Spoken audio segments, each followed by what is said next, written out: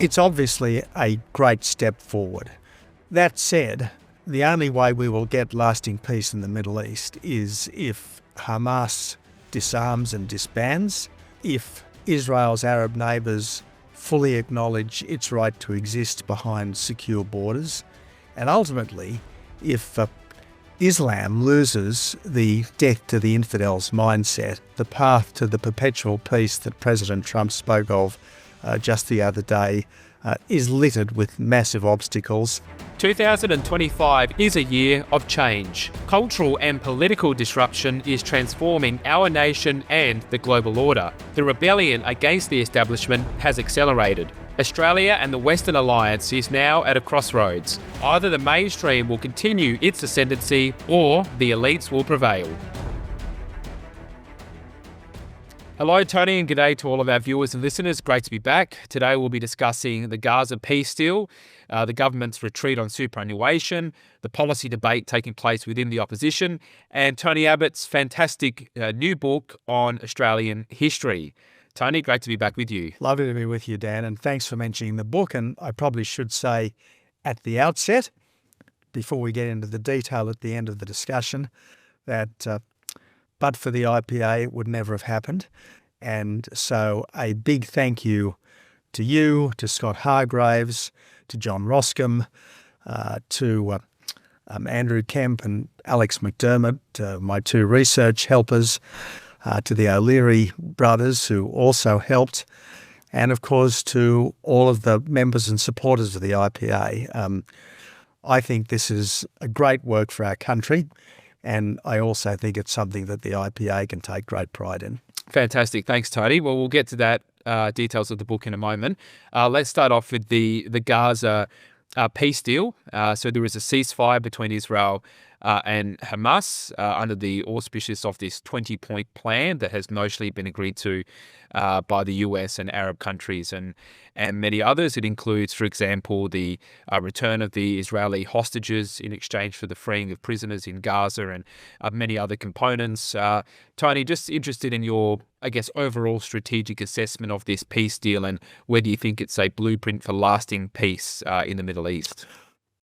Well, it's obviously a great step forward. Anything that gets the 20 remaining living hostages released is a great step forward. So all credit to President Trump for making that happen.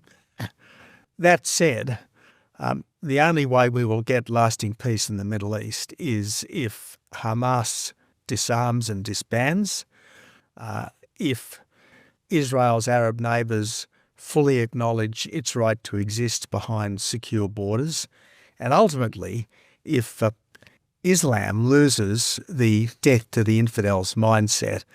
And these are all very big and doubtful questions way beyond the simple release of the hostages.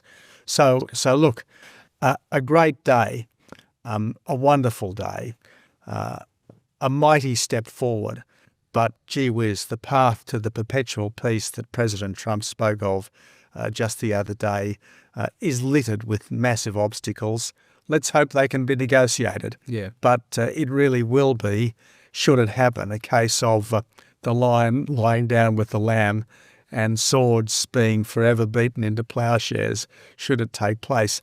I guess the other thing I'd like to say, Dan, about this deal and the hostage release is, I think the absolutely critical factor here has been Bibi Netanyahu's implacable determination to make Israel's many foes suffer. And what was key to the American strike on the Iranian nuclear facilities was the Israeli Air Force's destruction of the Iranian air defences, which enabled President Trump to launch that strike with little fear of adverse consequences to America.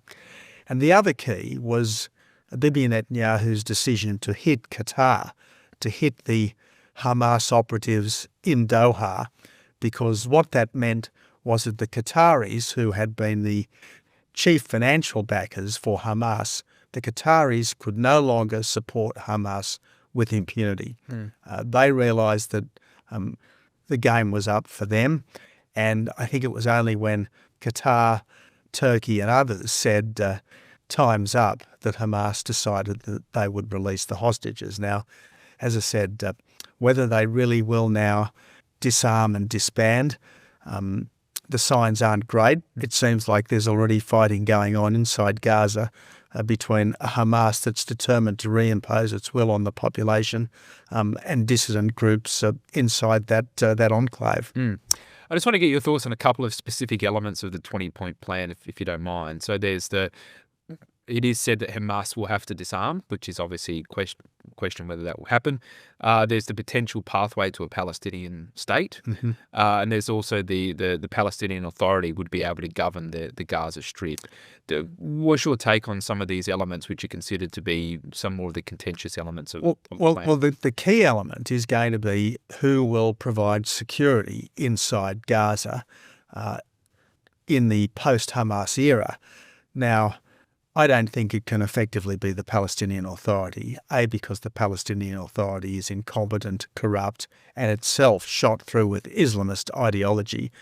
I think it really does have to be, if not Israel, it has to be a coalition of Arab states, maybe the Jordanians, maybe the Egyptians, maybe the Emiratis. I hope I'm wrong, and obviously there's at least national agreement for some Arab force into Gaza, because that was one of the key points of the Trump plan. But just how enthusiastic and just how committed the Arabs will be to this is, I think, yet to be determined. There needs to be a credible armed force in Gaza to ensure that Hamas really does disarm, really does stay out of the government, and that peace in Gaza is a reality.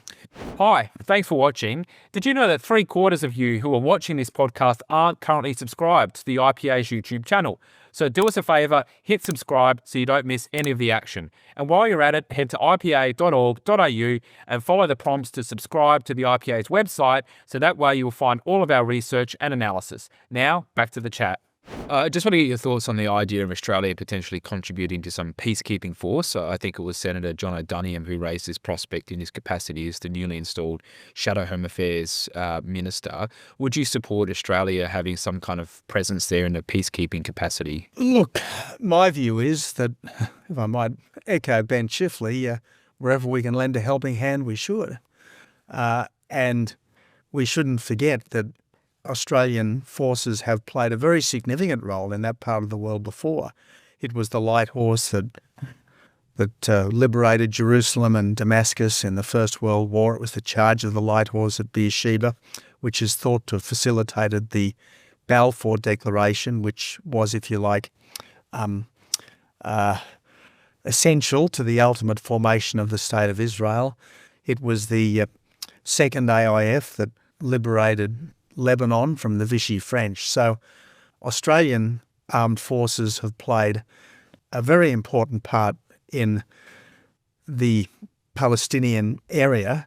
And of course, in more recent times, there are Australian forces in the Sinai peacekeeping exercise. So yeah, I'd be very happy to see Australian forces play a role. Frankly, given that we seem to have become very insignificant under the Albanese government, it would be good to see us step up.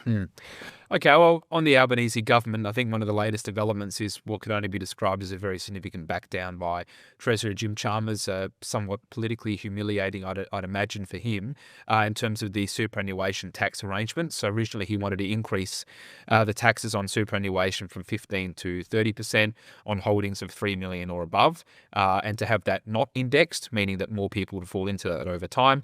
And there was also the tax on unrealised gains or unrealised profits on those, meaning that you don't actually have the money, it's just on paper and you have to pay tax on that. Now, he's backed down on that, but what we now have is a 30% tax on earnings from 3 to 10 million in accounts, and then a 40% tax on 10 million or above, and that those thresholds will be indexed. So it's a back down on the unrealised component, but basically the other components will go ahead. So just interested in your perspective on what this means politically for the government at the moment. Well, it means two things: that Labor still regards your superannuation money as its piggy bank to be rated at need. That's the first thing. Second thing is that the forces inside the Labor Party that gave birth to this unrealised capital gains tax haven't gone away, even if they've been temporarily rebuffed. And I think it is inevitable, if this government endures, that there will be some kinds of wealth taxes. The Greens want it. Jim Chalmers obviously wants it. And he's still the obvious successor to Anthony Albanese. So, yes, in one sense, it's a relief that the worst feature of this tax has now been removed. But it's a lucky escape. It's not a permanent pardon, if you like, from the kind of cash grab that we can expect down the track, or asset grab that we can expect down the track from Labor. I've got to say, Dan, while we're on this topic, isn't it extraordinary that the campaign against Labor's tax on unrealised gains only started after the election, when you'd think this would have been a sitting duck for attack before the election, but for some inexplicable reason, the coalition was almost mute. Almost mute on this before the election. It's only after the election that people have started to campaign, and successfully campaign. But the fact that Labor has been forced by public pressure to pull back on this suggests that it could have been very potent pre-election. Well, that's right. And one of the things we've been talking about here is how, yes, it's true that Labor have a strong majority, but if there is a campaign against them, you can cause backdowns. We saw that last term with the Voice to Parliament, which we defeated. I mean the Australian people defeated. Also in terms of a couple of other nature positive laws, which there was a backdown on as well, because there was a campaign by relevant stakeholders on that. So just because a government has a strong majority doesn't mean you can't get them to back down on unpopular Exactly issues. right. And just because the polls say that there's no current constituency for a particular policy change or initiative doesn't mean that you can't argue the case to a successful conclusion. I mean, the essence of successful politics is making your case. It's having a policy position, it's arguing the case, and it's persuading the public that what you think is right is actually what they think is right. I mean, this idea that we should just consult the opinion polls and do what the opinion polls currently say is preferred, it's not leadership, and in the long run it's not good politics. And yet we've seen too much weak poll-driven politics, particularly on my side of the fence. Yeah, I think that's an important point, and it gets to this topic that I want to talk about now, which is the debate that's taken place within the coalition, and particularly within the Liberal Party, about what is its future. Andrew Hastie sort of kicked it off with a video that he did, and then we've had others come back and sort of had criticised him and Jacinta Price, and then just yesterday and today, Senator Patterson has put his perspective out there as well. Now, from my view, this is absolutely necessary and welcome to have different people putting their opinions out about what the Liberal Party should stand for. And I really get frustrated when there are some of the old guard who say, no, we can't debate this. Everyone shut down debate. Let's just go ahead. It's like, no, we have to have this debate now. So I very much welcome different opinions, even if I don't always agree with them. So interested in your perspective on how this is playing out. Yeah, Dan, I'm with you on all of this. The time to work all these big things out is in the opening phase of opposition. That's the time to consider, who do you really represent, what do you really stand for, what are the big problems facing the country, and what are potential solutions that are in accordance with what we might describe as liberal conservative principles. Now, I think there's a lot to be said on net zero and energy. I think there's a lot to be said on migration, which is far too high. There's a lot to be said on general economic management and on national security. I think there's a lot to be said here. And I think that the Liberal Party should be in the field already, as opposed to saying that, look, we've got everything under review. I mean, sure, the detail of policy will emerge closer to an election, but I don't think there needs to be a review for the Liberal Party still to be in favour of nuclear power in principle, and to be very much opposed to the emissions obsession, the net zero straitjacket, which is destroying our energy system, doing enormous damage to our economic competitiveness and hurting families' cost of living. So there's so much that the Liberal Party could be very strong on now, and I think the stronger they are, the sooner they are strong, the better, because the fundamental point that I make again and again, Dan, is the job of an opposition is not to make weak compromises with a bad government. The job of an opposition is to be a strong and clear and credible alternative. Well, just on that, if you don't mind, I wouldn't mind getting your thoughts on the treaty process in Victoria, which relates to this issue. Now, a lot of people won't know that it's even going ahead, but there's a bill in front of Parliament right now that perhaps by the time we finish this conversation will have gone through the lower house. It's going to be waved through. It'll go through the upper house. It's going to be law. Victoria is going to have a so-called treaty, which is not really a treaty because only a sovereign nation can do a treaty. But nonetheless, this will pave the way for reparations payments and various other extreme ideas. And I reckon if you talk to we're just on Collins Street here. If you went down on Collins Street, talk to a typical punter down there, they'd have no idea that we have a treaty. Not one person in 100 in Melbourne today would be aware of what is going on. But what we're seeing now is, if you like, a backdoor means of doing what Labor tried to do federally with the referendum. They failed. And what Labor's now doing in Victoria, in New South Wales and in South Australia is voice, treaty, truth by stealth. And I suppose the problem with our politics is that the public are only engaged when they've got a vote, and the public really rely on the opposition to speak up for them in between times. And while I know that the Victorian opposition has been critical of this whole treaty, truth, voice process, I wish they were just a lot more stronger and a lot more vocal. I'd like to see a lot more campaigning from them on this. I mean, if you're against something, don't just put out a press release.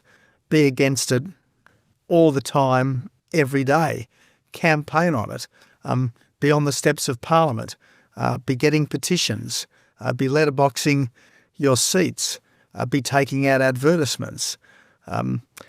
You don't make an impact by putting out a press release and thinking that you've done your job. When the public are sick of you saying it, that's when you might just be starting to make an impact. Well, earlier this week, they did put out a press release saying they opposed the treaty, but what they said was that it's a difference of opinion on how to close the gap. So it's just like, this is one of the biggest changes facing Victoria. It'll be used as a blueprint for other jurisdictions, and it's something that people turn violently against when they understand what it means. This should not be an argument about means to an end. This is an argument about fundamentally different ends.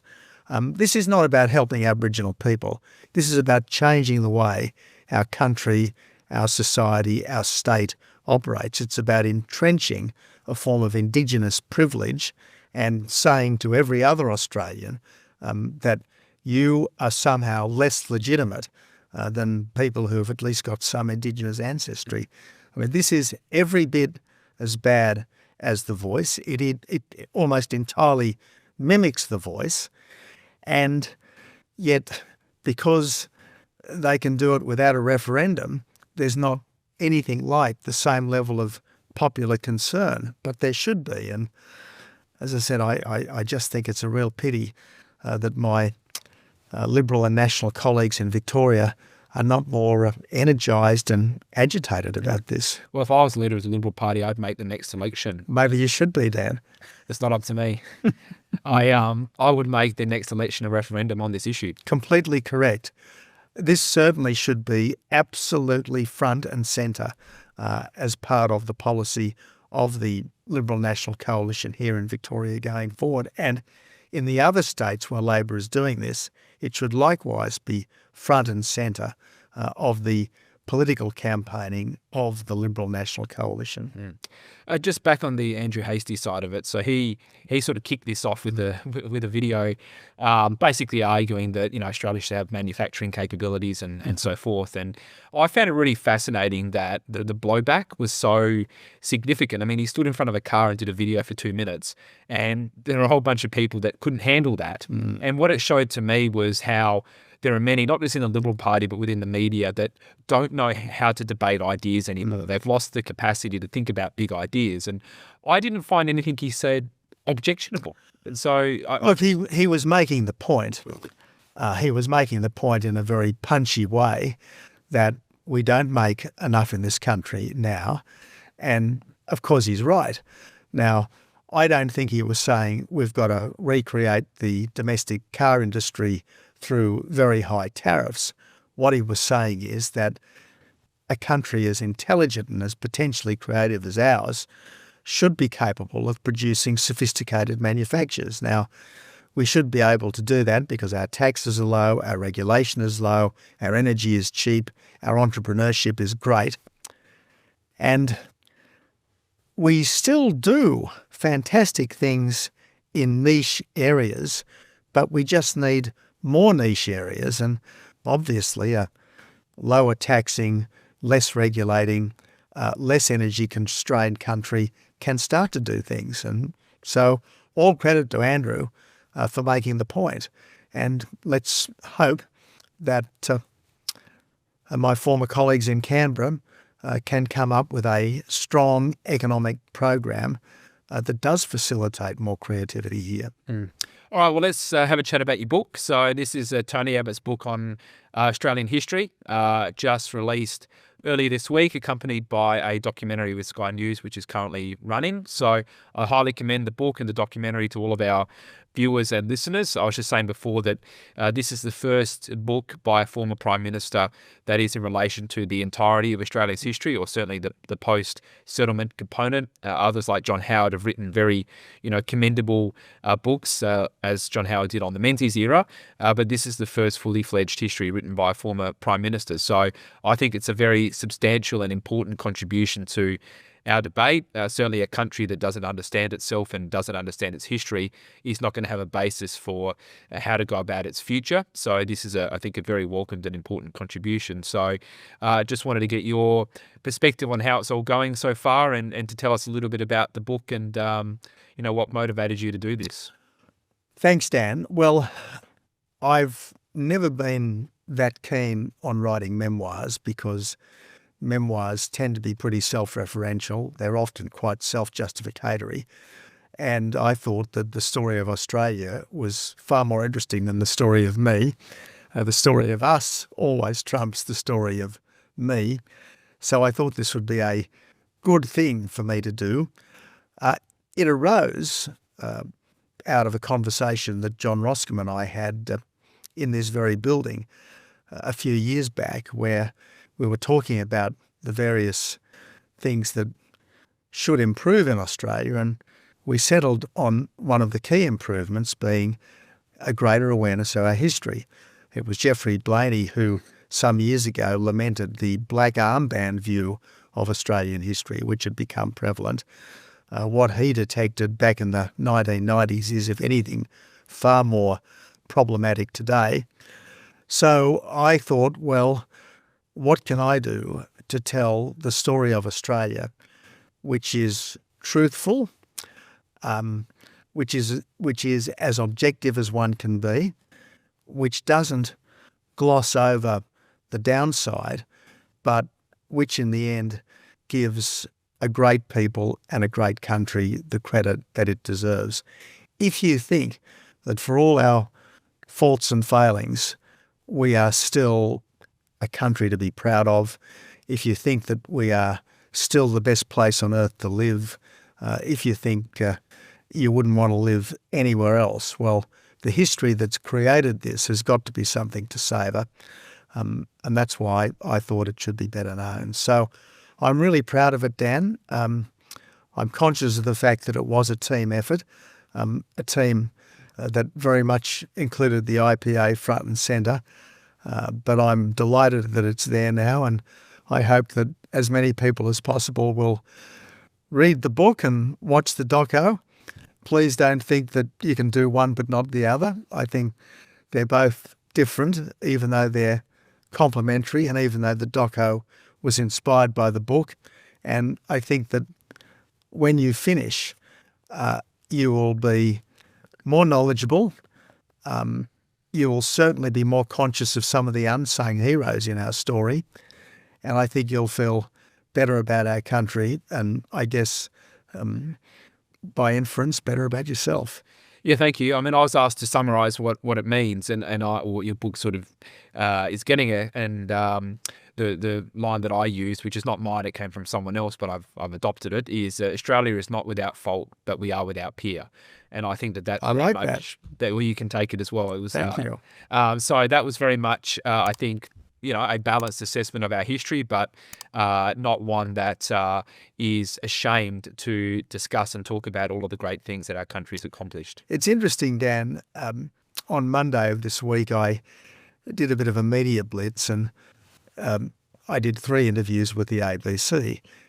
2 of the ABC interviews were just relentlessly focused on Indigenous matters. Now, I talk a lot about Indigenous matters in the book because, as you and I have said before, I think that the 3 pillars upon which modern Australia rests are the Indigenous heritage, the British Foundation, and the immigrant character. But we shouldn't be exclusively focused on the Indigenous pillar because while, in a sense, all of us as Australians share in it, it is still a fact that only some 3 to 4% of Australians have Indigenous ancestry. And the Indigenous story is not all bad. I mean, yes, there was conflict. Yes, there were massacres. Yes, in times past, there's been some institutionalised discrimination. But white men were hanged for the murder of black people under British justice in this country in 1838. Nowhere else in the world would that have happened. Aboriginal people in every colony had the vote in the 1890s. And yes, it got a little bit more complicated after Federation, but still, throughout our history, official Australia has wanted to do the right thing by Aboriginal people. And if it hasn't always worked out, that's been through no lack of goodwill. Well said. So once again, I'll commend this, Tony Abbott's book on Australian history. So you can find this all good bookshops all around the place. So look it up and grab a copy, and also check out the documentary on Sky News. So Tony, thank you very much for your time. Thank you for the book, and look forward to chatting again in a fortnight. Me too, Dan. This is a production of the Centre for the Australian Way of Life at the Institute of Public Affairs. To find out more, visit australia.ipa.org.au.